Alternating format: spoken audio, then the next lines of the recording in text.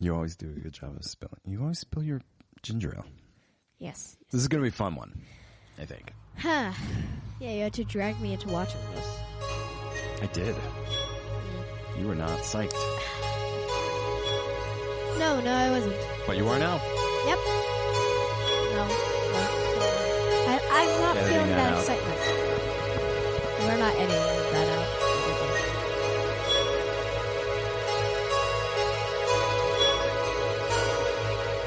Serling, we had to watch this movie, right? We had to get it in our season.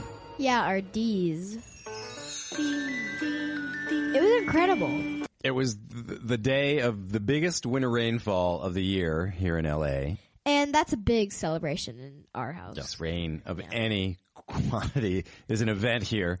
And this was a pretty significant deluge, right? It was Yeah. fun, except for me, because the 2 days that I actually have to report for work, the generous COVID teleworking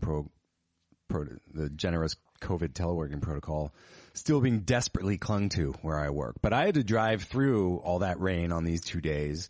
And my gosh, driving in LA, even when it mists, much less downpours, is just incredibly frustrating. Especially if you grew up driving anywhere where rain is like a semi-common event, like most places. Well, I had to go to school. Not in comparison. What do you mean? I'm sorry, sweetie. You go to school, it takes you 10 minutes by foot, like 3 minutes by car, half a minute by crook. I'd have to double check, but then It's still raining and I'd like to be in bed. Well, that's a whole different thing you're talking about now. I'm just talking about if you and I decide that we're going to be responsible people and not call in rain to work or call in I'm sorry, Serling's got a slight snuggle fever, school absence. Hey, I don't do that. Much. So we go to our responsibilities, and I know I say that school is your work and vice versa for me, but Which it is. Commuting, Serling, is a different story altogether, my fine fellow, because I'm in the car for over an hour to get to work on a dry day. Yeah, but you get to hear those little rain patters on your window. And doesn't that sound relaxing when you're, No, not when that drive time increases by like at least 50%. And then I have to stay at work way longer than you have to ever stay at school. No. Yes, because you got 6 I have hours. 7. 6. And I beat you by at least 2, not including my commute time. We so are just the time including- I have to be there and be at the mercy of everyone picking at me this way and that, hither and yon, runsibly. But we have to have indoor recess. And everyone's just on their computers and we have to stare out the window at the rain and try to Me stay too. awake even more than normal. All those things. And Me we're too. just listening to the rain coming Me down. too. It's like torture. And lunch is Me. inside our classroom and my backpack gets all I wet win. when I'm walking there. I win. You always have to win. I'm sorry, but I kind of do. It'll teach you to have a competitive nature. That'll serve you well in life. Trust me. I don't. Oh, you really don't? No, I do. Thank you. Look, Folks. yeah, we've talked a lot about rain. But it's important. Critical. Like this movie. Yeah, I'd say this movie was pretty critical. Didn't feel that critical when I had to twist your arm to watch it, but. Eh. So I saw The Devil's Rain for the first time when I was maybe 23. It was another late night channel surfing discovery. I knew it was half goofy, but there was something about it, like even beyond the cast, which is absolutely crazy. The setup was intriguing to me, and the end is A masterpiece. a true eye feast. The 50 minutes in the middle leaves a little something to be desired, but it's worth it. In the end, to be able to claim that you've seen, that you've experienced, endured The Devil's Rain. So I like it overall, and I'm not ashamed to say that. On record, here today, in front of one of the people whose opinion of me matters the most to me. It's you. Well, I feel like the ending of this really reminded me of Indiana Jones. Oh my gosh. I didn't even think about that, yeah. Raiders of the Lost Ark, the first one, yeah. Which one Everybody came first? smelled. Which one came first? This came first! Whoa! Oh, Steven Spielberg, George Lucas, shame on you both for ripping off The Devil's Rain. Theirs looked better, Dad. I mean, be honest. Be honest. I loved it when I was 11, Oh! but I wouldn't say it looks better or more realistic than this. I think they're both about equal on the realism scale. Dad. What? D. Yes. Dumb. Some. Please tell me you have one. Oh, you want a daddy dumb song Yes. for this movie? Yes. Okay. Daddy's dumb summary. Look, Serling, this is one of the oldest, most classical stories in the long, long history of storybooks. Get to it. Serling. A tale that speaks the same language regardless of culture, creed, generation, planetary pinpointedness.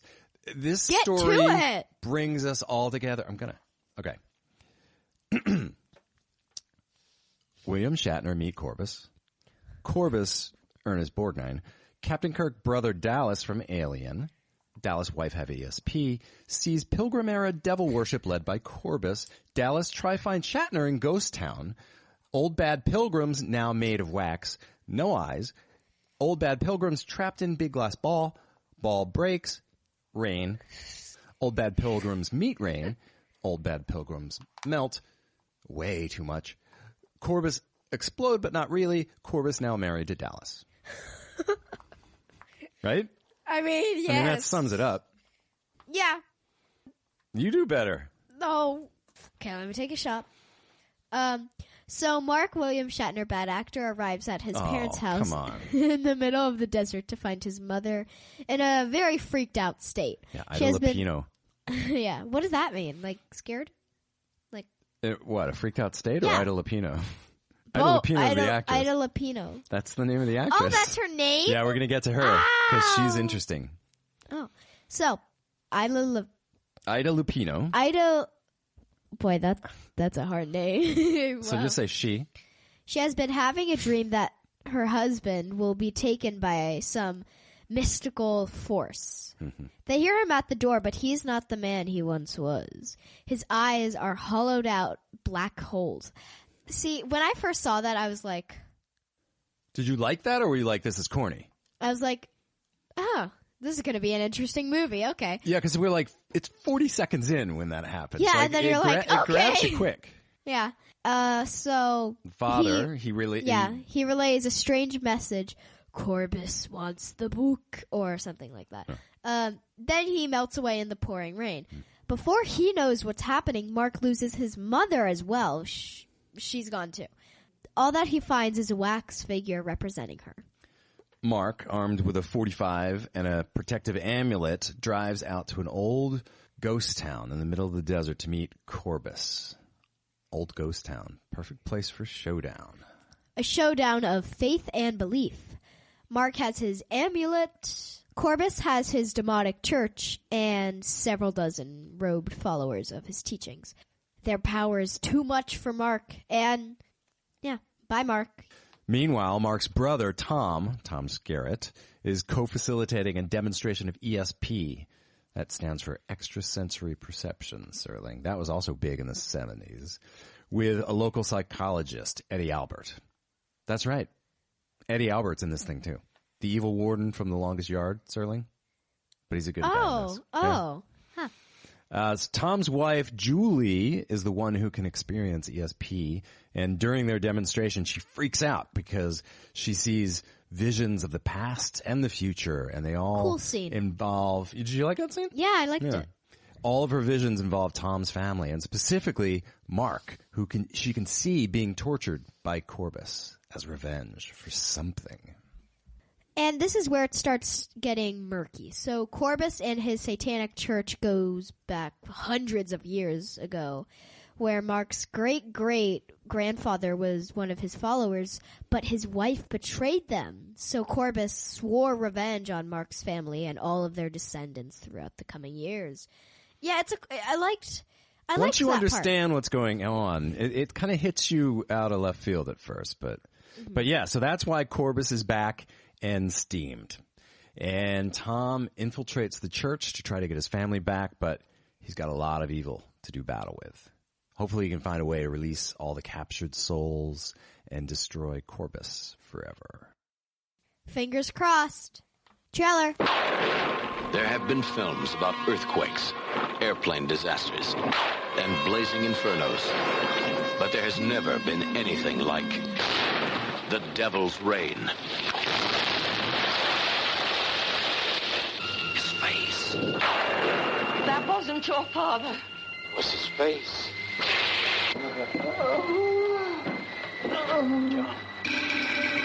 Mother? Mother! Corbus! Damn you! Oh, Shatner. No faces. The Devil's Reign. The 300-year search for the power to damn mankind is over. Fools! And the towering terror of the devil on earth is now unleashed. Burn! Oh, Ernest. The Devil's Reign. Hundreds of souls held captive in an eternity of hell. Seize him! Possessed by the devil. You, my son, have defiled all that is holy. Mother, my God, my God! They become his worshippers and his demons.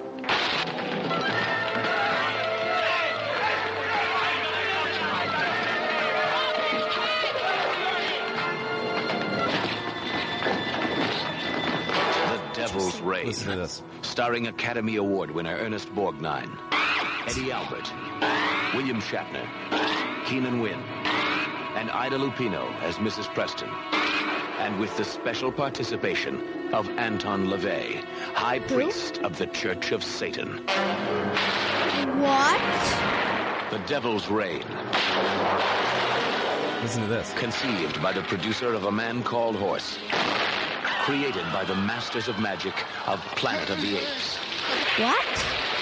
Together, they bring you a melting hell on Earth. And absolutely the most incredible, unforgettable ending of any motion picture ever. Kinda, yeah. Heaven help us all when the devils reign. So, wow, this film does have a pedigree. So you've got the creator... it's conceived by the producer of A Man Called Horse, which is a great movie with Richard Harris, Dumbledore.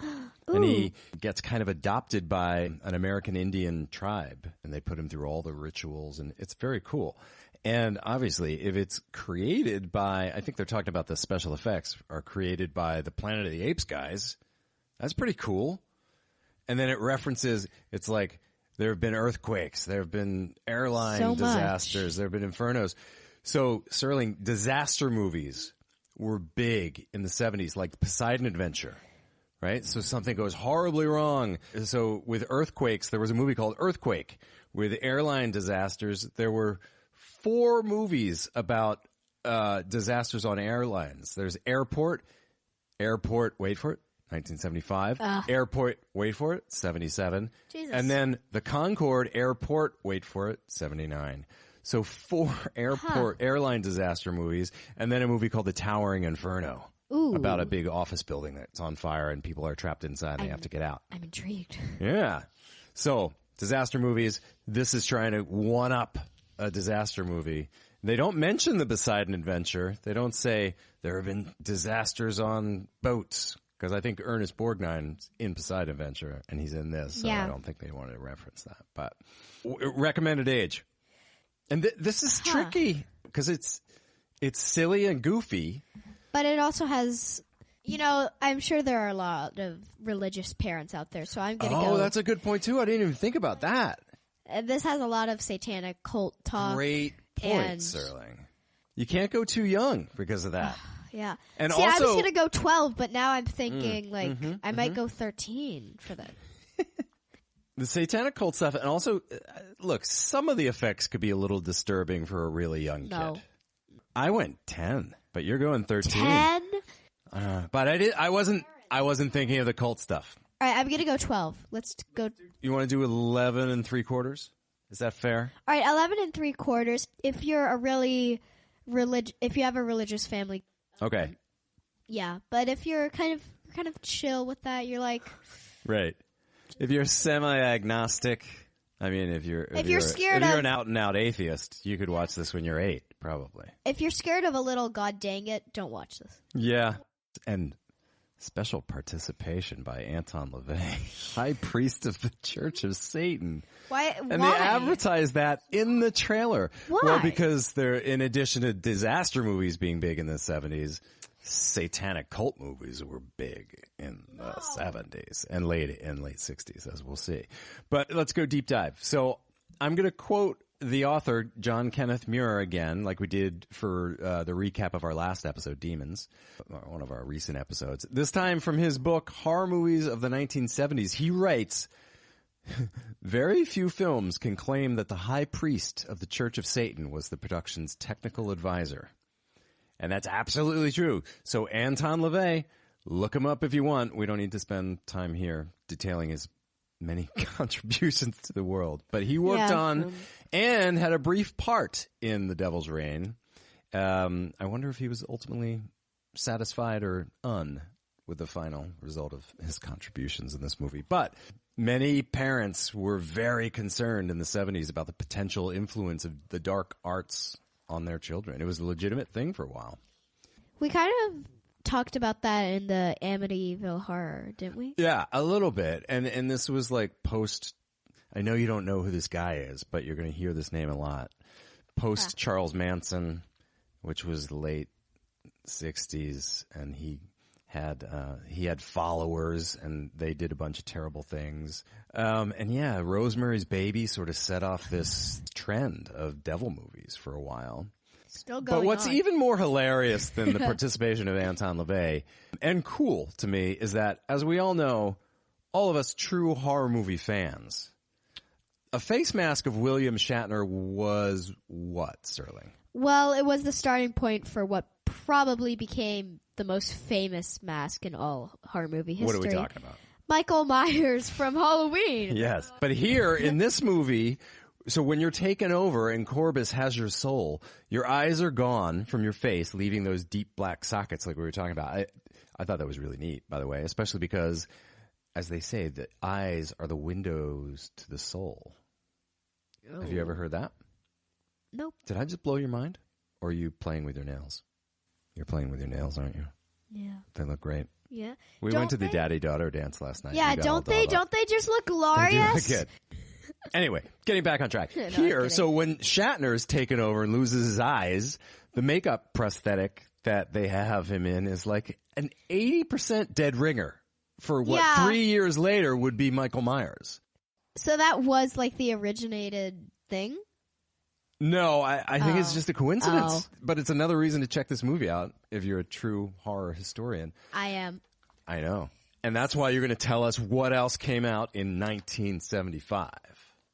So what were your choices as a moviegoer in 1975 if you wanted to freak yourself out at the theater? We have Frozen Scream. Mm-hmm. I guess, okay. Sharon's Baby. Rosemary's Baby. That's like rip-off. I know, Rosemary's I know. Baby. Yeah, so this is 7 years after Rosemary's Baby. The Ghoul. That's a Boris Karloff movie, but I don't think from this year. Maybe it's a remake. I don't know. Shivers. That's a David Cronenberg's Scary movie, the guy who Skeleton. did The Brood. One of his first. Now we're going to get into some satanic movies. Cross of the Devil. Mm-hmm. Satan's Triangle. Race with the Devil. Demon Witch Child. Race with the Devil is a good movie. It's Now, with we have Henry the- Fonda. Oh, no, not Henry. You're bad It's at not this. Henry Fonda. It's Peter Fonda and Warren Oates. So how many devil movies was that so far? 4. Well, Oh, wait, no. 5 counting Sharon's Baby or whatever her name was. 6. So 6? Including this. Okay. Yeah, so that's 6.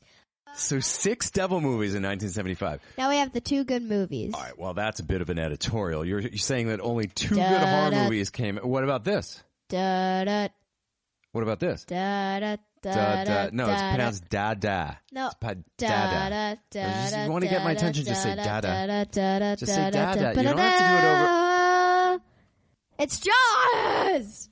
Of course it's Jaws. 1975. Changed the game. Changed the world.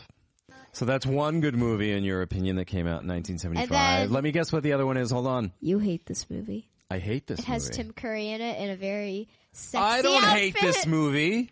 I just don't think it's great. I think Tim Curry's great. He's good. I think some of the music's great. You think Riff Raff is great. I do. I met him in London when I It's worked just in the London. ending. He was pitching the sequel to Rocky Horror Picture Show, There's and a I got to sequel? read it before a lot of other people did. I got to read the script for, it was called Saturday Night Dead.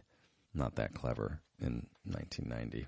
But yeah, I got to meet him. He was a super nice guy, and he was hosting a game show in London at the time called The Maze or something like that. It was a fun game show. But and he was isn't cool. it- And very short.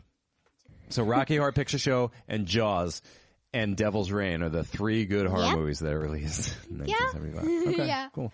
What's your one-word review for Devil's Reign? Give me it. Okay. Well, you kind of have to see the movie to get this, but Uh-huh. eye-popping. Yeah, specifically the ending. But, I mean, eyes are popped in the beginning, too. And your eyes will pop watching all the eye-popping that's going on in this movie. True. So I did eye-popping because it really grabs your attention, like you said, in the first 40 seconds Yeah, it starts of quick. the movie. And also eye-popping because they don't have eyes, and I think their eyes would Right. be popped. And My then eyes later, widened a lot. like goo starts pouring out of their eye sockets. Yeah, that was mainly the captivating moment. I was like, I do like that Yeah. ending. We'll talk about it in the pluses and minuses, what we really liked and what really could have been a little tightened up. My one-word review is gooey, and I don't think I need to elaborate. But I will go on to say that this one is a quiet pull. If you're in the right frame of mind to take this movie on, it will spoil you with its riches. It's an embarrassment of embarrassing riches, this movie. So check it out. yeah, it's really good. It's really good. Pluses. Pluses, okay. I love the opening credits. The Hieronymus Bosch paintings behind the yes. weird music Oh, score my God. that's calling for your attention and your mercy. That's why eye-popping. Yeah, it starts out eye-popping. Yeah, the music. It's music like hell mainly. has a soundtrack, yeah. Because you hear these people saying, "Let us out." And you're going to know what that means later on in the movie. Yes. But that starts right from the opening sequence. And then I wrote Steve. Who's Steve? The dad. Steve. Oh, yeah, okay. Yeah, so that moment where he shows up at the door, eyeless, I liked Mrs. Preston and the church people. Ida Lupino. The church people, and Oh, when they're in the church and you see them sitting in the pews silently Yes, when that was- Shatner and Corbus are squaring off. it was cool. It's Wasn't it? creepy. Yeah. The acting not from Shatner. So who would Not. you say did a good job as an actor in this movie? The villain and Dallas. Okay.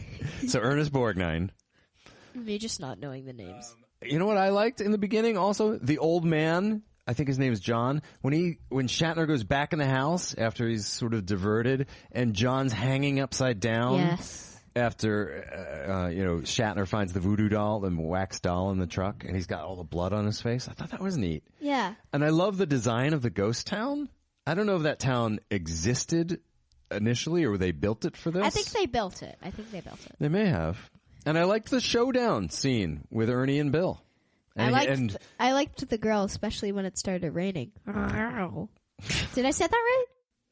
I like how Corbus goes, a challenge? yeah, my faith against yours? And I like the stained glass windows in the church. Oh, yeah.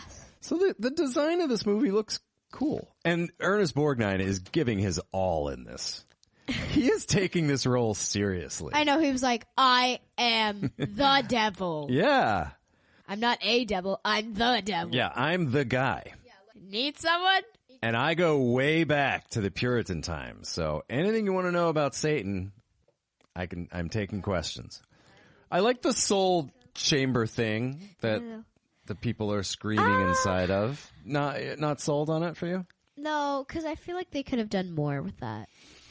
I thought they did enough with that. I didn't. All right. Going back to the William Shatner, The mask. the mask Michael Myers from thing. Halloween. Yeah. There's a scene where Tom Skerritt is talking to Shatner, and soulless William Shatner. soulless with no eyes. Right, right. You know how in the film he cocks his head when he sees Ben? In Halloween, so Michael Myers stabs Bob to the wall, and he hangs there, and then Michael Myers does this little confused puppy head cock thing. Yeah, it's like, and Shatner does that in this. Yeah, You're right. I'm like, huh. So it's like kind of Michael Myers off some connection vibes. times 10. Yeah. Any other pluses? No. Serling Spotlight. Let's do it. Serling Spotlight. All right. I did Ernest Borgnine. I'm happy you did Ernest Borgnine. Is that how you say it? Ernest Borgnine. Okay. Yeah. He was in Marty, which is probably his most famous. He won an Academy Award for it, I think. 90% on that. That's a great movie, and it's a very sweet romantic movie. We were looking for romantic movies to watch around Valentine's Day. I tried one for you. You were not into it. But we did find a good romantic movie for you, remember? Continental Divide? Oh, yeah. That's John a great Belushi. one. But Marty's a really, really sweet romantic movie, too. You should watch that now that you're an Ernie B. head. What else for? He was in a TV show called Airwolf. And McHale's Navy. In the 60s. He had a huge career, this guy. Convoy. Yeah, that's a trucker movie from the 70s. And Poseidon Adventure. Yeah, Poseidon Adventure. I can't believe you're leaving off my favorite of his movies. I'm going to leave it off. Why? Because. Just to anger me? Yeah. Fine, say it. Say it. Let's say it together. 3, 2, 1. You don't even know what I'm talking about. No. Escape from New York. Oh, he was in that? Yeah, he plays the cab driver. Cabby. I didn't see that because I looked up his movies and I didn't see that. He has a smaller role in that one, so he may have been talking more about his featured stuff. He's also in Willard, the movie about the kid who controls all the rats and makes them do his bidding. He's the bad guy in that. He died at age 95, July 8th, 2012. Time of death? I don't know. Thanks for those details, though. He had 5 was wives. He lying on his side? Was he on his back? He had 5 wives. I know. The only one I know, he was married to Ethel Merman. Yeah. Who was an entertainer. Yeah. And then but his 5th wife, I think he was with for a long time. Tova Borgnine. She was like an entrepreneur, or had like a makeup line or something. She had some fame in her own right. But yeah, they were a loving Hollywood couple for a long time. So I'm glad he got it right on the 5th try. So he won many awards for Marty, and he also beat Frank Sinatra. He beat Frank Sinatra. Not like in a fight, but like for the movie Marty. Oh, he beat out Frank Sinatra. Frank Sinatra was up for the part of Marty? No. See, this is where, under cross-examination, your Dad. spotlight research gets a little... Well, ask Wikipedia. They were in a movie called From Here to Eternity together. Were they both nominated for Academy Awards and Ernest Borgnine won? Just say, yeah. Yeah. All right. Well, folks, this is fun. This is where you get to be involved at I'm home. not done. And Dad, I'm if not your done. interest is piqued on Ernest Borgnine, do your own research. I'm not done. He was in the Navy and was also... McHale's Navy. I told you that. Oh, the real Navy. Yeah. Oh. Yeah, and he was re-enlisted after World War II. He re-enlisted himself. He was like, I know I've done my service, but I want to go back in. Japan just bombed Pearl Harbor, so I will go back in and serve my country again. Thank you for your service, Ernest Borgnine. Thank you. Yeah, and thank you for all the amazing movies. Long career, long life. He seemed like a happy guy.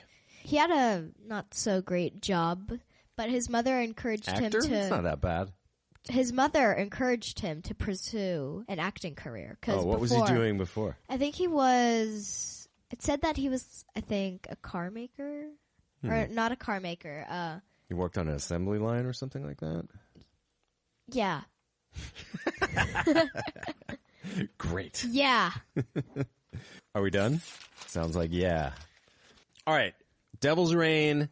We covered a lot of pluses. There's a lot to love about this movie, but let's talk some minuses. No. Say it with me, Serling. What's the main minus of this movie? Say it with me. Goat Just makeup. a little too much in the way of the melting faces and the various body part Yeah. effects during the Yeah. final 10 minutes of this particular motion picture. Oh, you said it way better. What did you say?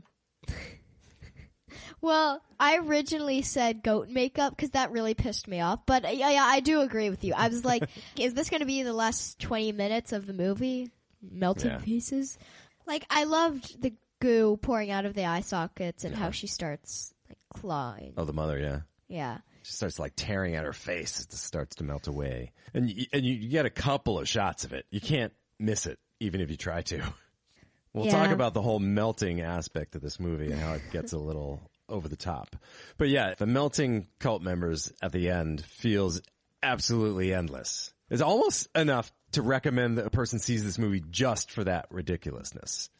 It lasts a pretty long time. It's like the producers were on set while they were shooting the finale, and they had a stopwatch, an illegal contract that they were looking at, and they had to make this movie no shorter than 85 minutes. Then they were like, everyone, attention please, no pizza until we get another 7 minutes of oozing goo. Bill, put down the bagel. We need 6 more close-ups of you crying mucus before we can wrap tonight. Hey, Travolta. Dance your butt back under the sprinkler, Spunk. Get back over there. 85 minutes, guys. Right now we're at 77. Let's talk SGS moments. So, we mentioned the melting dad in the beginning. That's a Serling got spooked. Surprised. No, surprised. Okay. Because it could have looked better. You also got surprised by Ernest Borgnine's goat makeup, but maybe not in a good way. Yeah. But I liked it when it's melting. I thought it looks a little monstrous. No. Again, they cut to it too much, but if you got one shot of it, it would have been a little bit more effective. You want to do fight, flight, freeze? Yep. Flight, fight, freeze. We're not doing the jingle. Fight. So the 3 things that we do when we're freaked out and under stress. Fight, flight, freeze. Who does it in this movie? Fight. Tom Skerritt does a lot of awkward fighting. Yeah. Throwing robed, wrapped devil worshippers. Hither and thither. They're going down staircases, over railings and church pews. Plenty of fighting here. Yes. How about flight? Flight. There is a cool shot, actually, of Shatner trying to run away from the ghost town with the cult members chasing after him. Remember that? Yeah. I like that shot. And then Julie tries to flight in the car, but the mom pops up in the back seat, and they get her. I don't know how they missed her in the back seat. Yeah, I don't know. Like, how do you not see that? It worked, though. Anyone freeze? Julie didn't she? Well, she's in her ECP trance. Okay, maybe. Yeah, Like, she gets sort of. Shatner freezes. Skerritt freezes a little bit when he sees his eyeless mom. He goes, "Oh God, mother!" Sounds a little Norman Batesy in that line. Who's his mother? Oh my God. Ida Lupino. We've talked about Mrs. her. Preston? Yes. I like that she gets credited as Mrs. Preston. Wait, then in the trailer. who's? Wait, then who's? She's both of their mothers. Oh, their brothers. Shatner is Tom's. Oh. Shatner's Dallas's brother, and she is both of their moms. You don't know how families work, do you? No. So you have a mom, and then she can have children. If those Okay, children I get it. they're called brothers. Okay, Dad, I or get it. sons to the mother. Dad, I get it. Okay. Coolest kill? 3. Wait, 2. Let me think. Let me think. Let me think. So we have the dad, the mom. We had the sheriff gets killed. We have plenty of cult members getting killed. All right, come on. Coolest kill. 3, 2, 1. The melting mom. Preston. Yeah.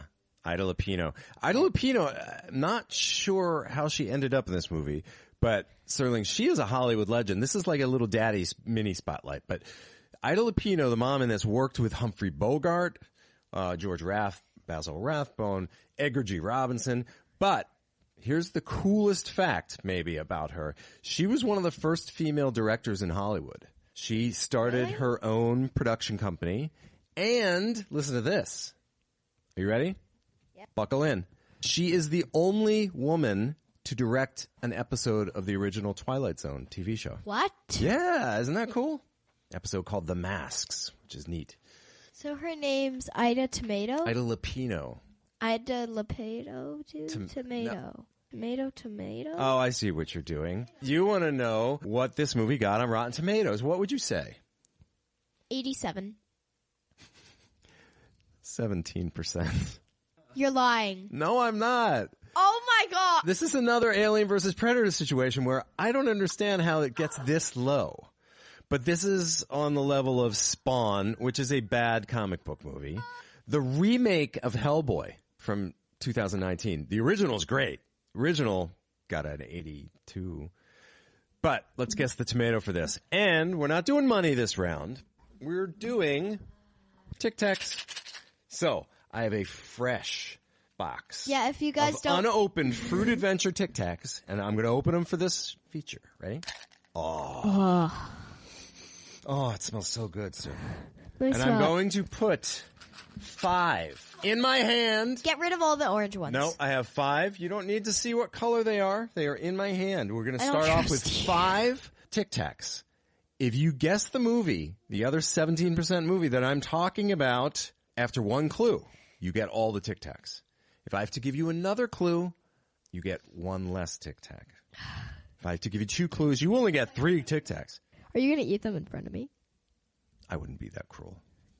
Of course I would. Of course I'm going to eat them in What front the of you. hell? All right. So, Serling, for 5 points, this 17% Rotten Tomato movies. So for 5 Tic Tacs, this movie is about an underwater alien that gets released from a deep hidden canyon.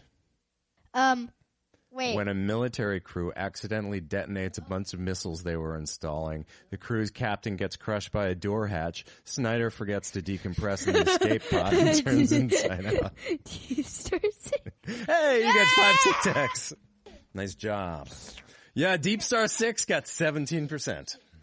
We did that movie like all of 3 episodes ago, so thanks for recalling it in any general sense. What are you giving Devil's Reign on the Fearometer? All right, I'm going to take some too. We're just going to gross out our fans by eating while we're recording.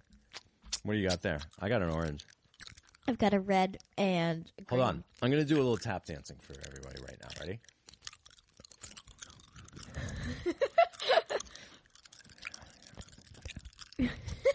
Oh, yeah. Wow. Oh, I think I pulled something. Fearometer, what are you giving it? What are you going to go? How scary was this movie? 2. It's not terribly scary. Two. Okay, 2. I went 2.5. I'm giving some credit to the ominous, weird beginning. And I do think the melting up to a logical point is kind of freaky. I do wonder what the producers were thinking here. Were they just going for maximum gross out and shock? Yeah, I don't know. I mean, this would be directly in the wake of The Exorcist, which explains the green goo to some extent, and Texas Chainsaw. So that I don't know, that might account for the setting and the sort of unrelenting spirit of this. But the movie, it ultimately should have worked better than it did. It was in capable hands. The director, Robert Furst, directed one of our favorites, Abominable Dr. Fives. Really? Same director. Wow. All right, Funometer. Isn't that something? A movie that also featured green goo in at least one scene with the locust kill, eating the nurse's head. Oh my God, Dad, please. What a great movie. Funometer. 7. 7 on the Funometer? Yeah. Did you give it a 5? I gave it a 6. Hey! The cast alone takes this to a 5. And the fact that it's a relatively unknown movie makes it fun watching it for the first time. Impactometer. 5. I went 2, but I'm going to change it to 2.5. It's achieved somewhat of a cult status. Wait. And I do love that it's a cult status film about a cult that was aided by a leader Literal. of a cult. Yeah. So it all kind right. of ticks all those boxes. Next time on DDSH, DD Spud, we've got a Boy, bonus. you're really moving us along fast, huh? Do you have somewhere to go, or what's on your calendar today? Played. Yeah.